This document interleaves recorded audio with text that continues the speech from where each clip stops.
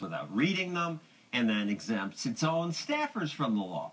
That post was seen by almost 2 million people, and that's not unusual for FreedomWorks posts. Julie Borowski posts YouTube videos about liberty, and they are viewed by hundreds of thousands of people. So, Julie, I'll start with you. Why'd you start doing this? I started because I care about freedom and liberty, and I want to... Well, let me back it up there. Why did you care? I care about it because I want to be able to do whatever I want to do as long as I do not harm another person. And I found out about libertarianism through the internet, through Google. And you were a conservative. I was actually a neoconservative. I'm embarrassed about that fact. And then through the internet, you read about liberty, libertarianism, and said, I want to help spread this movement? I knew so many young people who were politically apathetic. They said, I'm not a conservative, because so many conservative people, they talk about big government foreign policy, war, legislating morality, and, you know, the left always talks about taxes and spending. Where do I fit? I want young people to decide that I'm actually a libertarian. And you noticed this YouTube thing and said, I can do that? Yeah. I would just start a YouTube channel in my bedroom by myself. I didn't know much about technology. I didn't really know anyone important. I didn't have much money. I just put a YouTube channel up. And a few people would watch, and then more and more. How many now? It started out pretty slow because you have to build up. But now, yeah, a lot of people watch it. I don't know why, but they do. Well, let me show you another sample of her work. Plenty of Americans, including me, which annoys some libertarians, are not that angry about the NSA spying. So here's part of a video that Julie did that's gotten more than 100,000 views. When did the government become a jealous girlfriend? I need to know who you are talking to at all times. Some people have it apparently in their minds that, oh, privacy, that's for terrorists and cheating boyfriends. We all have things we want to keep to ourselves or with a small group of people. When government is snooping, you lose choice, control, and freedom. So people watch that and then they can respond on YouTube and there are conversations.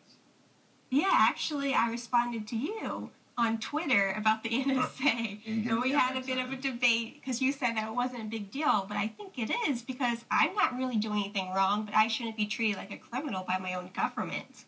And for the record, I don't like it. I just had 100 other things that I hated about my government. Well, I do too. So you have a think tank. You want to explain liberty to people, spread these ideas. In the old days, you might have paid a lot of money for an ad. You could have tried to lobby politicians. You got new options now. I think the internet changes everything, and it really decentralizes the way people get their information. It lowers the barriers to entry when you think about what's going on in Washington, D.C., and all these insiders sneaking around behind closed doors. Now we know what's going on, and we can share it in a moment's notice, and all of a sudden, 1 million people are engaged in a conversation that used to happen with nobody noting.